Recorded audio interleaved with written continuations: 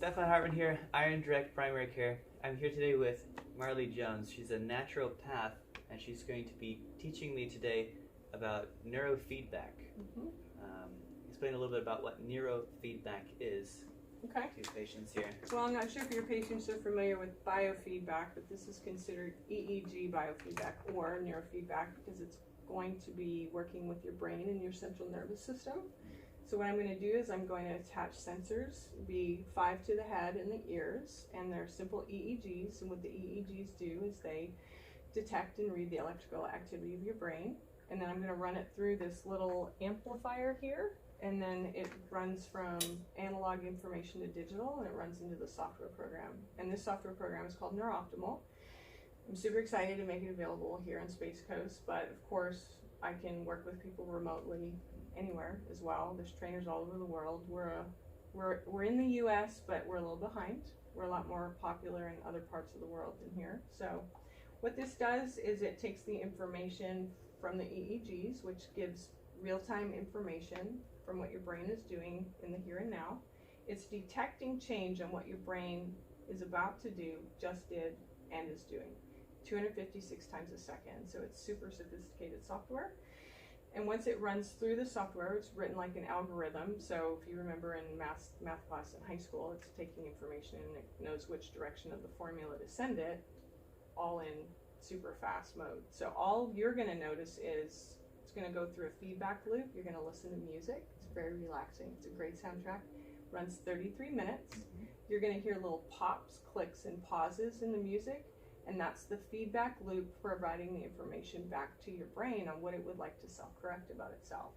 So what I love about Neurooptimal is it's a very naturopathic approach, because personally I believe as a naturopath that your body and your brain knows how to heal itself if given the right opportunity to do so, and we stop the wrongdoing, provide an environment for it to self-heal. So this is a way to retrain the brain to heal itself and heal the body. Heal the body, correct. Yeah. So people will contact, and it's a training device. It is through Health Canada, which is even more regulated than the FDA. It's allowed to be here at our disposal as a training or / wellness device and not a medical device. So people ask, does it work for this condition? Does it work for that? And of course I would say, I don't know, let's see what happens. You know, because it's letting your brain decide what the healing priority is. And ultimately, it knows better anyway than what a practitioner would. So there's no side effects. It's non-invasive. It's actually very relaxing. People notice from their first session that they kind of feel more of a sense of calm, but because it is a training, it does take a period of time for you to start noticing shifts. Of all of the research that they've done over the last 20 plus years, they've come to say that, you know, the average that people start noticing a significant shift in their symptom picture or even their behavior, or even a family member might detect it before they do, because we all have a lot of blind spots in our behavior and the way we are, is usually generally around 15 sessions. But it's one of those things that the more you do it and the longer you do it, the more optimal your brain can be. We actually have Olympic athletes and teams from other countries that have trained on Neurooptimal and done extremely well. I'm not going to say who, but and it's actually really popular among golfers. Because, you know, your cerebellum is kind of like your motor skills portion of your brain, and the batter's slump is a real thing. It can actually affect your athletic performance if your brain is dysregulated a little bit. It's not just I believe I can do this. There's part of that, but that goes along with our emotional and behavioral health and the physical component, because, you know, we're body, mind, and spirit, and all plays together. I love it. So I'm actually a professional tennis player, so I'm always trying to find that edge. Well, there you go. Well, this is for you then. This is. All right. Well, let's get you hooked up then. All right. Super simple. Again, just 5 EEGs. It's not putting anything into your brain or taking anything out. It's just detecting electrical activity and information. And then I put these sensors on you. We've got 3 on the right side, 2 on the left. And what's beautiful about Neurooptimal, it's something you can come to a trainer to do, or I can teach you how to do it at home. And so when I was doing the session, the clicks or the glitches in the song It was trying to tell my brain to come back to focus, but what was I focusing on? I don't know. Yeah. You gotta do your research. And so when people ask me about Neurooptimal, I'm like, look up online, you're gonna hear both sides of the fence. Yeah. Put it on a shelf. If you're like me, pray about it, see what's right. And it took me a year and a half to buy one, but I should have done it whenever it first hit my radar. Wow. But yeah, it's incredible technology. So how do you feel? 30 minutes? Did it drag out? Was it like, I'm wasting my time? This feels good? I was like trying to listen to the song, but it kept on glitching. I was like, I want to listen to the song. Right? What do you think that means? I'm impatient. Probably. Do you have control issues? No, I'm very go. Go. Yeah. So sitting down. So you need to be productive. Yes. Yes. Yeah. So that's what I mean by control. Like, okay. with my time, if I'm going to invest in time, I better be making investment and, have dividends with whatever like, amount am I training? Am I progressing? Yeah. That sort of thing. Yeah. So not rest for rest's sake. Right. Yeah. I have to rest in order to. Yeah, it's interesting. Yeah. Things to know about yourself. Okay, cool. Huh. But maybe a patient with more trauma issues would notice something different, right? It's different for everybody. So if you're deep into trauma, you might not notice anything for a very long time because you got a bigger pit to crawl out of. But at the same time, I worked with somebody mid-spring. They ended up switching to a rental because it just made sense because they were driving from Mel Beach. But this individual was suicidal. The parent, he was in his 30s, parents picked him up, he was homeless, and just riddled with guilt. And, he was self-medicating, and 3 little kids, couldn't function. And so parents brought him in. He was a shell of a man. It was rough. But he had about 3 months of solid training. He needs to keep going. They don't have access to a machine anymore because he actually went back to his family and he's present again and stuff. But just dramatic results. So you could have been... There's so much that goes on in your brain, but you're only really aware of what's happening here. Yeah. Right? Yeah. So a lot of people, like, take for example somebody with trauma. The war ended. The rape ended, and you're sort of in the here and now, but you're keyed up and you're freaked out, and you have no reason to be because there's so many other dimensions of what the brain is doing. It's not just of what you are aware of. And so what Neurooptimal is really great about is the more you train, the more you have this self-awareness, and it kind of uncovers these little blind spots. So, like, a lot of times, somebody will be like, oh, I've been doing this for 40 sessions and hasn't done anything for XYZ. But I could talk to the husband or wife, and they're like, oh, no, she's different. He's different. Like, last night, something happened, and normally she'd lose her mind, and she was chill about it. Like, that's not her. So the individual that's going through the training might not know those things until a period of time has passed, and then you start going, oh wait, that normally used to make me lose my mind. Yeah. And so also when it comes to, like, I've had people sit here for a session, flashback trauma, start bawling. Whoa. Fall apart. And I've gone through, so I lost my dad in 2020. It was a total COVID nightmare. I was not allowed in the hospital when he was dying. I broke federal law and snuck in the middle of the night. The higher ups at the hospital let me in. I had 2 hours before he passed away. He's my hero. Love my dad.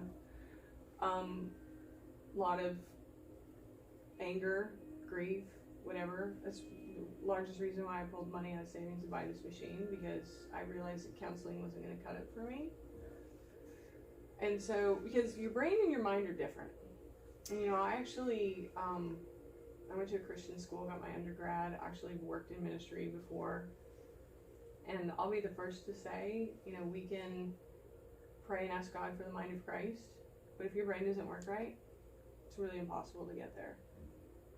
And the brain and the mind are really not the same thing. So I knew my brain needed help in order for me to like put everything together. But I'd say probably 4 months ago, after I don't know how many sessions I've done, I had the worst nightmares of my life surrounding my dad, to the point that I didn't want to go sleep at night because I didn't know what was waiting for me on the other side.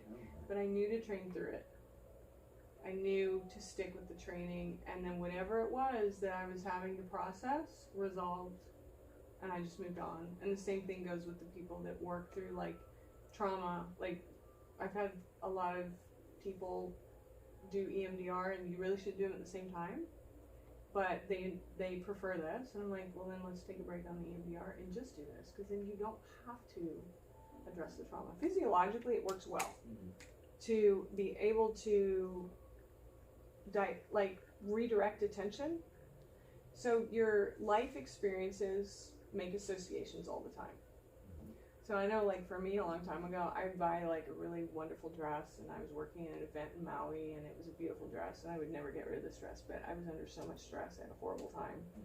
I threw the dress away because I wanted to be reminded of it, because it was like a associative response. And that's what a lot of things like agoraphobia and those things kind of develop from, because you're out in public, you run out of energy, you have a panic attack, you probably ate something you were allergic to, your histamine response goes crazy. A lot of times people don't know the difference, and they think I'm going crazy. Well, no, you're allergic to gluten. But you start wiring those associations together to the point where you're like scared of everything. You want to leave your house, scared to eat stuff. I don't know if you work with people that have multiple chemical sensitivity and they're down to 4 foods. Yeah. All of that is from the limbic system impairment. And I know people like that. I used to work with a PA. Well, she used to be a PA. She could no longer work as a PA because it was too stressful for her. So she worked in like a secretarial role instead, because she would actually get hives. You could see when she was in a stressful situation, the hives would start appearing on her face, all blotchy, and she was on like 4 different medications to control that histamine response. each one. But it was all from her stress response. No, it's interesting how that works. And hormones are the same way. I know for me, being perimenopausal, and then I had a hysterectomy a year ago, just over a year ago, I started to track it. I was like, why am I having tachycardia and like wanting to have panic attacks, and why is my cortisol screwed up? It was my hormones were starting to make all of those shifts, so I started to track it. And sure enough, day 14, day 28, I was losing my mind. It was histamines causing this. I went to, this is his name Robertson, and he's one of the more respected cardiologists here. He cannot figure out what's wrong with me. I've done Holter monitors. I've done the month-long thing that you gotta wear. I know it's mast cells doing it. Mast cells. Yeah. It's mast cells. Oh, yeah. And they don't think along those lines yet. No. If they're Lyme literate, they'll figure it out. But yeah, not much of that going on around here, sadly. No.